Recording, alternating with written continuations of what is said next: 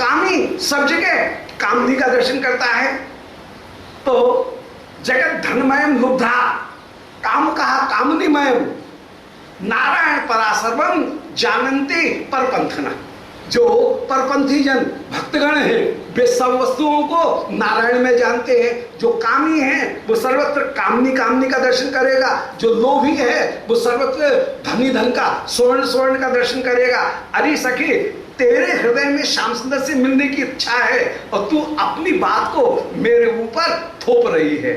ऐसे श्री किशोरी जी चंपक लता जी को उत्तर दे रही हैं। अरे चिंता मत कर, मैं तुझे श्याम सुंदर के साथ में मिला दूंगी। ऐसा ये सखियों के बीच में परिहास हो रहा है। तो त्वमसि खलु यथा तथा, अरे सखी तू जैसी है तथा अन्नमासी ही, वैसा ही तू मेरे प्रति भी अनुमान करती हुई चली जा रही है। अन्नमासी, तू अनुमान करती हुई चली जा रही है। निज सदृशी यत से, अरे परा विदुषु, जैसी तू है वैसी मुझे भी अपने जैसा बना देना चाहती है। जा तू श्याम सुंदर से मिल लेना।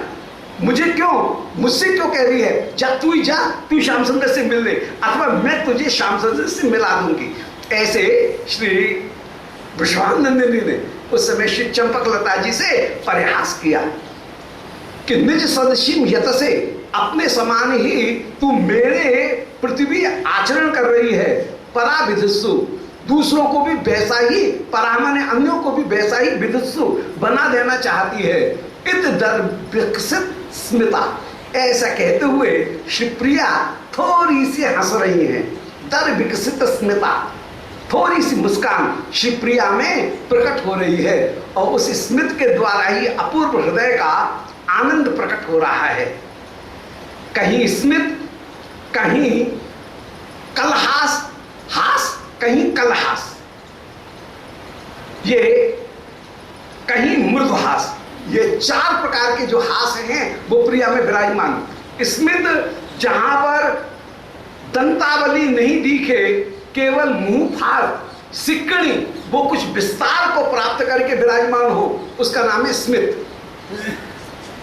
हास उसका नाम जहां पर थोड़ी सी दंतावली भी दिख जाए, मुख फट जाए और दांत भी थोड़े चमक जाएं, उसका नाम हास। कलहास उसका नाम जहां पर के दंतावली के साथ साथ किल किल थोड़ा सा शब्द, कल कल शब्द, वो शब्द भी कहीं खिलखिलाहट वो भी प्रकट हो जाए, उसका नाम है कलहास।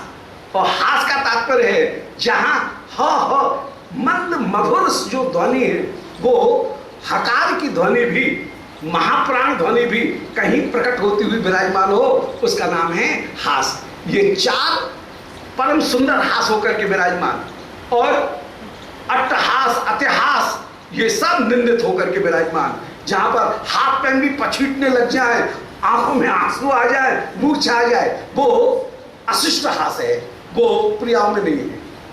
वहां पर केवल स्मित, हास, कलहास, मृदुहास, ये चार जो हास हैं वो श्री प्रिया में विराजमान। और आज श्री किशोरी जी अपूर्व रूप से इत दर विकसित स्मिता, तनिक मुस्कान मात्र प्रकट हुई, जिसमें सिकड़ी ओठों की जो छोर है वो थोड़े से विकसित होकर के विराजमान, मुख पहाड़ कुछ लंबी होकर के विराजमान, नेत्र कुछ खिल जाएं, जहां नाक के नथुने कुछ फूल करके विराजमान हो जाएं और थोड़ी अपूर्ण रूप से चमक जाए, बस उतनी सी जो हास है वो हास परिपूर्ण रूप से विराजमान हो रहा है। ऐसा स्मित कहीं प्रकट हो रहा है। श्री किशोरी जी आज ऐसे सखी के साथ में वार्तालाप करते हुए, स्मित करते हुए विराजमान है।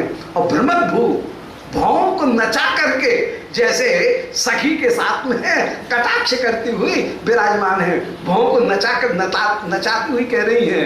और त्वरितम अवाप महापुरांतम सा, उस समय श्री राधिका जल्दी से ही महापुर के भीतर, श्री नंद भवन के भीतर आप प्रवेश कर गए हैं। गोपुर से आगे बढ़कर के नंद भवन में प्रवेश कर गई हैं। उस समय श्री नंद भवन की अपूर्व शोभा का दर्शन कर रहे हैं। द्वार कैसा, अभी द्वार की शोभा का, गोपुर की शोभा का वर्णन कर रहे हैं कि कमल आकार का सुंदर, जहां पर बड़ा गोपुर विराजमान हो रहा है, मुख्य द्वार, जिसके बीच में नाचता हुआ बड़ा सुंदर मयूर शोभा को प्राप्त हो रहा है। दोनों ओर दो स्वर्ण के कलश जहां अपूर्व से श्री नंद भवन के द्वार के ऊपर सुशोभित हो रहे हैं। स्वर्ण का प्राचीर चारों ओर पुर के शोभा को प्राप्त हो रहा है। सुंदर स्फटिक मणि के सोपान हैं और उन सोपान के ऊपर जो उसकी जो आवरण है, उन आवरण के सामने दो शेर पीछे के चरण से बैठे हुए, आगे के चरण से खड़े हुए, सिंह पौर के ऊपर दो शेर वे न्यारे शोभा को प्राप्त हो रहे हैं। ऐसी सुंदर सिंह पौर की शोभा।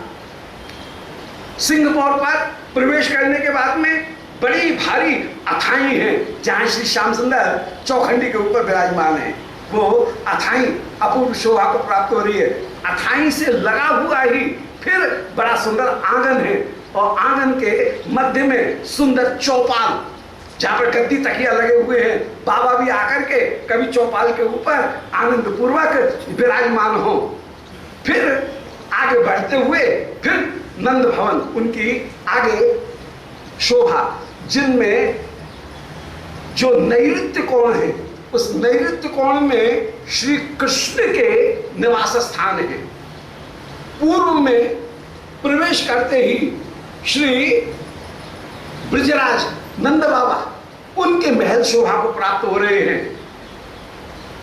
उसके आगे जाकर के जो श्री मंदिर है नारायण का, वो नारायण का मंदिर कहीं शोभा को प्राप्त हो रहा है ईशान कोण में, जहां पर अग्नि कोण में सुंदर रसोई अपूर्व शोभा को प्राप्त हो रही है। उत्तर की ओर श्री बलदाऊ जी के जो भवन हैं वे शोभा को प्राप्त हो रहे हैं।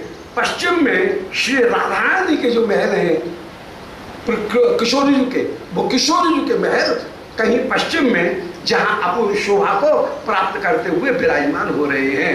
उत्तर में सुंदर भंडार घर, वो अपूर्व शोभा को प्राप्त हो रहा है। अब उसी नंद भवन की शोभा का वर्णन कर रहे हैं कि स्फटिक घटिक पुण्य मीड्य मरभर्मा उज्ज्वल पटलम पविकील बत कलाटम मन में ललना धृत प्रदीप वृतति नगद द्विजराज राजित तद्वा। जहां का द्वाह माने द्वार ऐसा सुशोभित है, राजित द्वाह, जो द्वार अपूर्ण रूप से शोभा को प्राप्त करते हुए विराजमान। अब द्वार कैसा है कि स्फटिक घटित कुंडमी कुंडी कुंडिय कुंड्यम, स्फटिक घटित कुंड्यम, जहां की भीत स्फटिक मणि की बनी हुई है। बिल्लौरी कांच उनके समान सुंदर, जहां की भीत शोभा को प्राप्त हो रही है। स्फटिक मणि उनकी जहां की भीत है, माने सुंदर चिकनी भीत। पहले जो पुराने भवन हैं उनमें कहीं बालू से और घुटाई करके सुंदर जो भीत है वो ऐसी कि उसमें दर्पण दिख जाए, अपनी शक्ल दिख जाए, वो बनाई जाती थी। मान लिया वो बनाने की पद्धति जो थी वो उसको फिर स्फटिक मणि कहते थे। ऐसी भीत जो बिल्कुल पॉलिश करके बनाई जाए सुंदर रवा से, वो जो भीत है वो भीत सुशोभित। चूना मिला करके, सफेदी मिला करके, घिस करके, बजरी से, बजरी रेश वाली नहीं, और उससे घिस करके वो जो भीत है वो भीत बनाई जाती थी। राजस्थान में अभी भी वो थोड़ी सी पद्धति वैसे प्राप्त होती है। पहले कच्चा करते हैं, फिर उसके ऊपर बारीक जो है वो भीत उसका पलस्तर करते हैं, फिर उसके ऊपर घुटाई करते हैं। तो घुटाई की जो भीत है वही अपूर्व शोभा को प्राप्त हो रही है। तो स्फटिक घटिक, स्फटिक मणि उनसे ही घटित कुंड्यम, जहां की भित्ति शोभा को प्राप्त हो रही है। और भर्मोज्वल पटलम, भर्म माने स्वर्ण की कलम के द्वारा, भर्म माने स्वर्ण, श्रेष्ठ स्वर्ण, उसके द्वारा उज्ज्वल पटलम, जिसके छात अपूर्व रूप से शोभा को प्राप्त हो रही है। जो ऊपर की छत है, वो छत जहां सुवर्ण से सुशोभित होकर के विराजमान, माने सुनहरी रंग से सुंदर सुवर्ण की कलम, उससे जो भीत ऊपर की सुशोभित हो रही है, छात सुशोभित हो रही है। तो स्फटिक घटित कुंडमी कुंड्यम, स्फटिक मणि के द्वारा कुंड माने भीत सुशोभित हो रही है, और भर्मोज्वल पटलम, छत जो है वो भर्म माने स्वर्ण से सुशोभित हो रही है। और पव कीलवत कवाटम, और जहां पर कवाट माने बड़े फाटक ऐसी शोभा को प्राप्त हो रहे हैं, जो पव कील माने हीरे की कील से सुशोभित है। हीरे जड़ी हुई कील, उनसे हीरे की कील, उनसे कवाट शोभा को प्राप्त हो रहे हैं। और मणिमय ललना धृत प्रदीप, जगह जगह पर कोने कोने में, रास्ते में जहां पर परम सुंदर मणि की बनी हुई जो ललना, उन्होंने अपने हाथ में दीपक ले रखे हैं। तो दीपक जो हैं वो ललनाओं के आकार के दीपक हैं, बड़े कलात्मक, और उनमें मणि के दीपक ही विराजमान है। तो मणि में दीपक, मणि में ललनाओं के हाथ में मणि में दीपक जहां पर विराजमान है। मणि में ललना धृत प्रदीप वृतति, वृतति माने समूह, जो ललनाओं की वृतति है, दीपों की, प्रदीप की जो वृतति माने समूह, पंक्ति, वो अपूर्व रूप से सुशोभित हो रही है। और नग द्विजराज राजित द्वाहा, और जहां पर नग माने वृक्ष और द्विज माने पक्षी, उन वे उत्कीर्ण होकर के विराजमान है। जहां पर सुंदर, कहीं उत्कीर्ण कला के रूप में पक्षी और वृक्ष वे विराजमान हैं।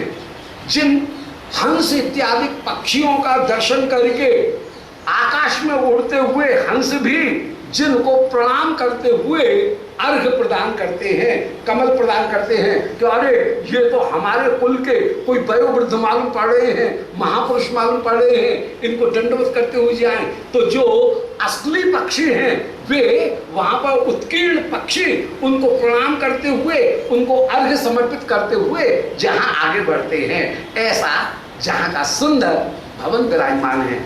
तो नग माने वृक्ष, नग गमन जो न करे उसका नाम नग, अर्थात स्थावर वृक्ष, नग का अर्थ हुआ वृक्ष। और द्विज, द्विज का तात्पर्य है जिसका दो बार में जन्म हो, पहले अंडे के रूप में जन्म ले और फिर अंडा खोल करके पक्षी के रूप में जन्म ले, इसलिए पक्षियों को कहा जाता है द्विज, दो बार में उनका जन्म होता है। और नग इसलिए कहा जाता है वृक्षों को क्योंकि वे स्थावर हैं, जंगम नहीं है, एक जगह ही खड़े रहेंगे, आगे चल नहीं सकते हैं। तो नग द्विजराज राजित, पक्षी और वृक्ष, इनकी कलाकृति जहां पर अपूर्व रूप से कहीं किवाड़ों के ऊपर, फाटक के ऊपर कहीं अंकित होकर के विराजमान है, उत्कीर्ण होकर के विराजमान है। तो ऐसे अपूर्व सुंदर वो खुदाई से युक्त, स्कार्विंग उनसे युक्त होकर के वो जो भवन है, वो भवन अपूर्व शोभा को प्राप्त हो रहे हैं। राजत द्वार, द्वार माने द्वार, ये द्वार की शोभा हो गई। अब द्युमणि किरण दीप्त रत्न कुंभ ध्वज नट के वृतांग पौर टाक्तम। अब अग्र पौर टाक्तम, अग्रपुर माने मुख्य जो दरवाजा है उसका अट्ट माने उसकी अट्टालिका, वो अट्टालिका के ऊपर मुख्य द्वार, उसके ऊपर अट्टालिका, अटारी, और अटारी के ऊपर सबसे ऊंचे भाग में सुंदर द्युमणि किरण दीप्त रत्न कुंभ।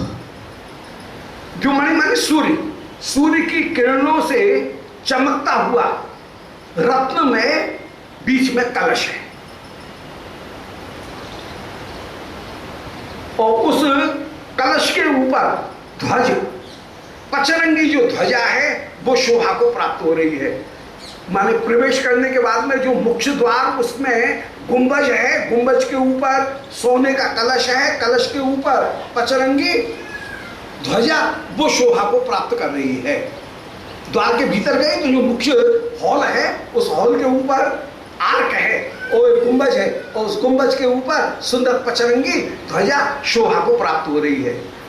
जो सोने का कलसा कैसा सुशोभित हो रहा है, बोले द्युमण किरण दीप्त रत्न कुंभ, सूर्य की किरणों से झलमल झलमल करते हुए, दीप्तमान होते हुए वो रत्न का बीच में कलश है, और उस कलश के पास में ही ध्वजा वो शोभा को प्राप्त हो रही है। अब जो मेन गेट है, उस मुख्य दरवाजे गोपुर के ऊपर नटक की एक नाचता हुआ मयूर, वो बीच में दरवाजे के ऊपर कमलाकार जो द्वार, उसके बीच में नाचता हुआ मोर शोभा को प्राप्त हो रहा है। कि वृताग्र पौरटाट्ट, ऐसे कमल उस मयूर की शोभा से युक्त अग्र पौरटाट्ट, आगे पुर का अट्ट माने अटारी अपूर्व शोभा को प्राप्त हो रही है। अटारी जो है उसके ऊपर कमल नाच रहा है। अटारी के पीछे जाकर के जो बड़ा गुंबज है, उस गुंबज के ऊपर सोने का कलसा है, कलश के ऊपर पचरंगी ध्वजा शोभा को प्राप्त हो रही है। सुरवर नंदी यत्र संदम बिलसत मंदिर वृंद मिंदराढ्यम, और सुरवर पुर नंदी, स्वर्ग के पुर की भी निंदा करने वाला, स्वर्ग की भी निंदा करने वाला, और यत्र शमदम, शम माने सुख कल्याण, उसको प्रदान करने वाला, बिलसत मंदिर वृंदम, आज मंदिरों का समूह, वहां पर अनेक भवनों का जो समूह है, वो उस नंद भवन के भीतर विराजमान है, जो कि इंद्राढ्यम संपत्ति से युक्त है। ऐसा नंद भवन सुशोभित हो रहा है।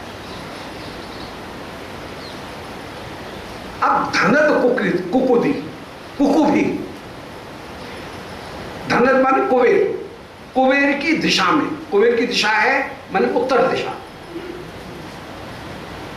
उत्तर दिशा को कुबेर की दिशा कहा जाता है। तो धनद कुकुभी, उत्तर दिशा में रामवास धाम, श्री बलदाऊ जी के महल है। उत्तर दिशा में बलदाऊ जी के महल है। और ब्रजपति कोश ग्रहण, उत्तर दिशा में ही श्री ब्रजराज नंद बाबा, उनका खजाना है, कोष ग्रह भी है। बिल्कुल बड़े वास्तु के साथ में, वास्तु के नियमों के साथ में है वो घर बना हुआ है। भाई रसोई अग्निकोण में होनी चाहिए, देव मंदिर ईशान कोण में होना चाहिए, गृह स्वामी उसका जो मास्टर हाउस है, मास्टर रूम, वो कहीं नैऋत्य दिशा में होना चाहिए। दक्षिण दिशा में जितनी भी भारी वस्तुएं हैं वे कहीं रखी जाए, वजन की वस्तुएं, ये सब जो वास्तुशास्त्र है, उस वास्तुशास्त्र में ये सारे नियम बताए। और यहाँ पर नंद भवन स्वाभाविक, आप कन्हैया का है तब तो वो तो सब स्वाभाविक होगा ही। नित्य भवन है वो तो नित्य धाम है, तो नित्य धाम वो तो अद्भुत होगा ही। तो ब्रजपति कोश ग्रहम, उत्तर दिशा में ही ब्रजराज उनका कोश ग्रह विराजमान है। और दिशा प्रतीच्याम, और पश्चिम जो दिशा है, उस पश्चिम दिशा में कहीं कोश ग्रह जो है वो कोश ग्रह भी विराजमान नहीं। तो उत्तर दिशा में रामवास धामम माने बलदाऊ जी का निवास, और ब्रजपति कोश ग्रहम दिशा प्रतीच्याम, श्री ब्रजराज का जो कोश ग्रह है माने घर, वो पश्चिम दिशा में है। और हरिति माने पूर्व दिशा में, हरि माने सूर्य, उसकी हरिति माने दिशा, माने पूर्व दिशा में। हरिस तदिष्ट देवो, श्री नारायण की प्रतिमा, इष्ट देव, तदिष्ट देव श्री नारायण का मंदिर, वो पूर्व दिशा में, पूर्व दिशा से ईशान की तरफ जाकर के पूर्व दिशा में वो कहीं विराजमान है। और मण भवने पूज्यते द्विजेंद्र, और वहां पर इष्ट देव, नंद बाबा के इष्ट देव श्री नारायण, उनकी द्विजेंद्र ब्राह्मणों के द्वारा पूजा की जाती है। ब्राह्मण पुजारी जहां पर सेवा करने के लिए विराजमान हैं और उनको आगे करके बाबा फिर ब्रजराज के श्री नारायण की पूजा करते हुए विराजमान हैं। तो मणि भवने पूज्यते। अब इष्ट देव का जो मंदिर है वो भी मणिमय भवन है, बहुत सुंदर। ये कहीं प्रतीति उत्पन्न करने के लिए, ये प्रभाव उत्पन्न करने के लिए कि भगवत धाम चिन्मय है। अब चिन्मय है तो चिन्मयता का एक इमेज पैदा करने के लिए, एक भाव पैदा करने के लिए देव मंदिर में दुनिया भर की सारी संपत्ति श्री मंदिर में स्थापित कर दी जाती है। ठाकुर जी का सिंहासन, ठाकुर जी का मंडा सब एकदम चमचमाता हुआ होना चाहिए, जिसे पता लग जाए कि हम लोग तो रह रहे हैं संसार में, त्रिगुणात्मक संसार में, और ठाकुर जी जो विराजमान हैं वो ठाकुर जी का ये धाम चिन्मय है। तो उनमें चिन्मयता स्थापित करने के लिए, चिन्मयता का एक भाव उत्पन्न करने के लिए देव मंदिर सर्वदा सर्वदा संपूर्ण संपत्तियों से युक्त होता है। और इसीलिए भारतीय मंदिर संस्कृति में देव मंदिरों में दुनिया भर के अतुल अतुल वैभव और संपत्ति और रत्नों के ढेर लगा दिए थे। वो इसीलिए जिससे कि एक इमेज पैदा हो, एक भाव पैदा हो कि वो भगवत धाम प्राकृत नहीं है, वो अपराकृत है। तो एक अपराकृतता के वातावरण को उत्पन्न करने के लिए, एटमॉस्फेयर पैदा करने के लिए कि ये अपराकृत है, ये वैकुंठ है, इस वैकुंठ के एक भाव को प्रकट करने के लिए जहां पर अपूर्व से वैभव, उस वैभव के द्वारा सेवित श्री नारायण का श्री मंदिर अपूर्व रूप से विराजमान। वहां पर जितने भी पात्र वे सब सोने चांदी के पात्र, ठाकुर जी के गहने सब हीरा पन्ना के, सब बढ़िया से बढ़िया, जिससे एक पता लग जाए कि हाँ ये लौकिक नहीं है, सब अलौकिक है, अलौकिकता का एक भाव पैदा हो जाए। सो मणि भवने परिपूज्यते द्विजेंद्र ही, वहां पर द्विजेंद्र ब्राह्मणों के द्वारा श्री नारायण की ब्रजराज के द्वारा पूजा की जाती है।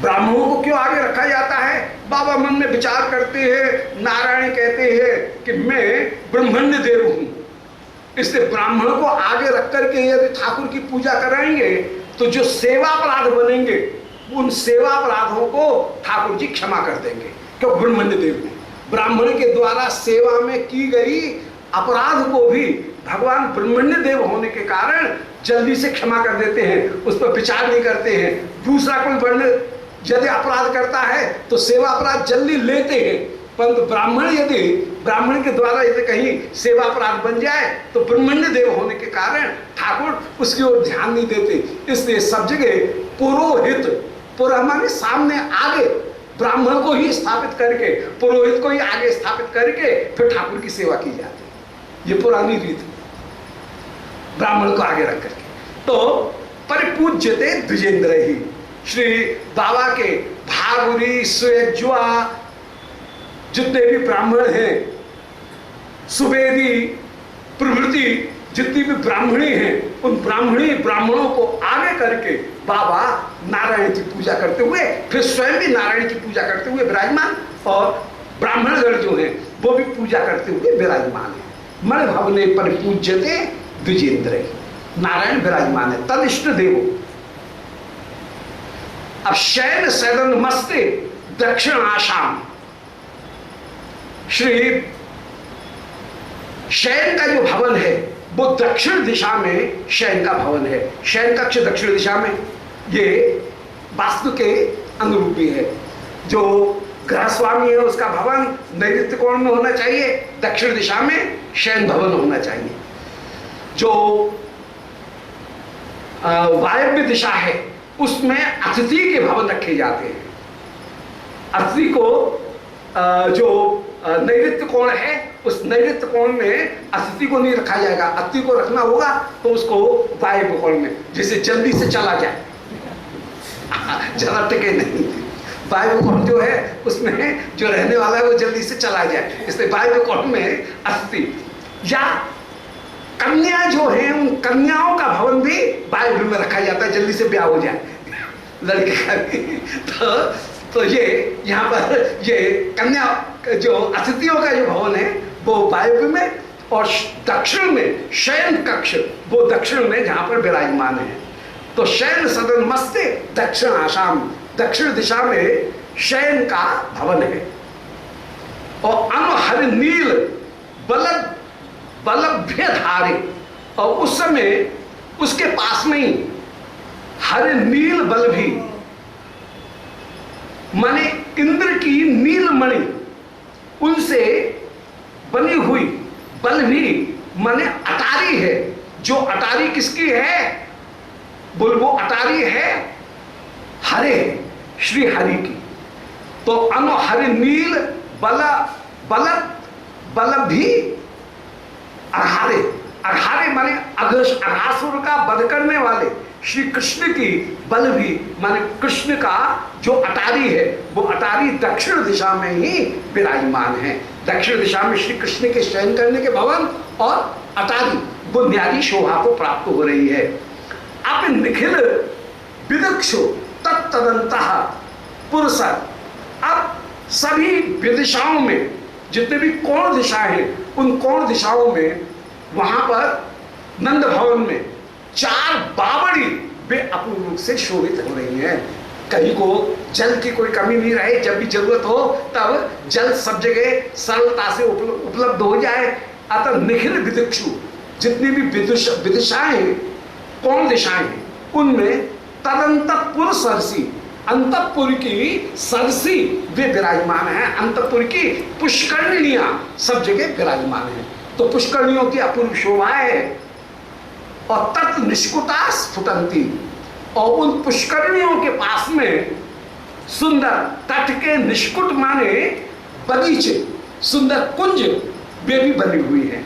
पुष्करणी है, पुष्करणियों के पास में सुंदर कुंज, हरे भरे बगीचे, वे निष्कुट कुंज जहां पर शोभा को प्राप्त हो रहे हैं। तो शयन सदन मस्त दक्षिणाशाम, दक्षिण दिशा में शयन का भवन है।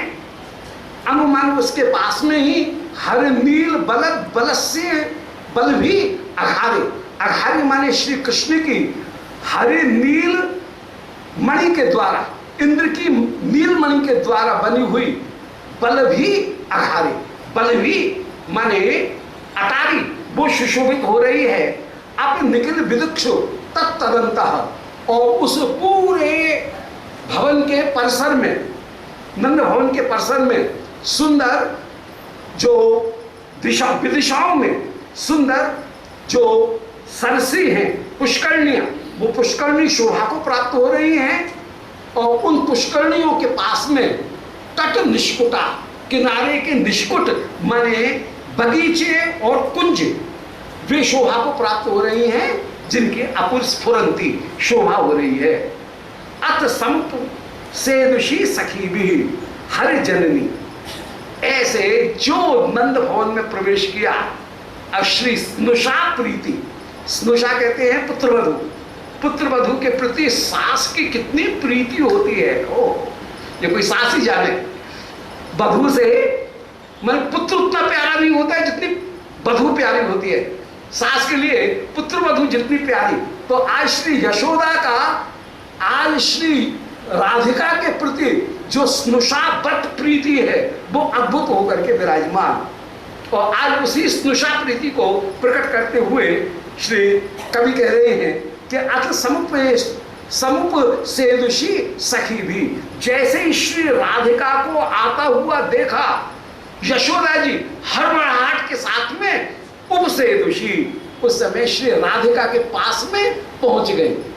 और राधिका के पास में पहुंची, कैसे पहुंची? अकेली नहीं पहुंची, सखी भी, अपनी जितनी भी सखी हैं उन सखियों को संग में लेकर के। सखी कौन है? बोले श्री रोहिणी जी। फिर सखी कौन है? बोले श्री उपनंद गोप, उनकी पत्नी है तुंगी। अभिनंद गोप, उनकी पत्नी है पीवरी। नंद बाबा, उनकी तो पत्नी ये है ही है स्वयं।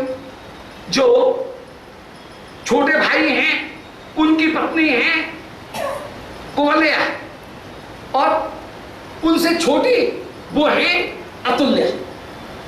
तो इन सब को तो उपनंद, अभिनंद, नंद, सन्नंद और नंदन, पांचों जो भाई, उन पांचों भाइयों की जो पत्नियां हैं उन पत्नियों को मैंने चारों अपनी दो जेठानी और दो देवरानी इनको लेकर के, देवरानी इन दोनों को लेकर के और श्री रोहिणी जी को लेकर के श्री राधिका का स्वागत करने के लिए श्री ब्रजरानी यशोदा आज आगे बढ़ी हैं। अत समुपस्तेदुषीम सखी भी हरि जननी, श्री हरि की जननी उस समय सखी भी माने श्री पीवली जी, अतुल्या जी, कोवल्या जी, रोहिणी जी, इन सबको संग में लेकर के श्री यशोदा उस समय राधिका का स्वागत करने के लिए पधारी हैं। निज भेष्म भाषयंती